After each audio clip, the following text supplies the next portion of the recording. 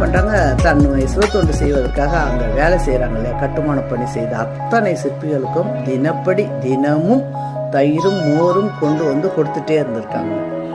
இதை அறிந்த அருண்மொழிவர்மன் என்ற பண்ணார் ராஜா என்ன பண்றாரு, இந்த அம்மாவுடைய சிவத்தொண்டு மிச்சி வயசானவங்க இந்த மாதிரி தினப்படி எடுத்துன்னு வந்து கொடுக்குறாங்களே, அவங்களுக்கு ஏதாவது செய்யணும்னு சொல்லிட்டு அவர் என்ன பண்ணியிருக்காருன்னா, ஒரு 80 டன் 80 டன் எடை கொண்ட கல்லுல அந்த அம்மாவுடைய பேர் அழகி என்று செதுக்கி அந்த ராஜகோபுரத்தின் மேல் உச்சியில் அந்த கல்லை பதிக்கிறாருங்க. அதுக்கு இடைச்சிக்கல் என்று பெயர்.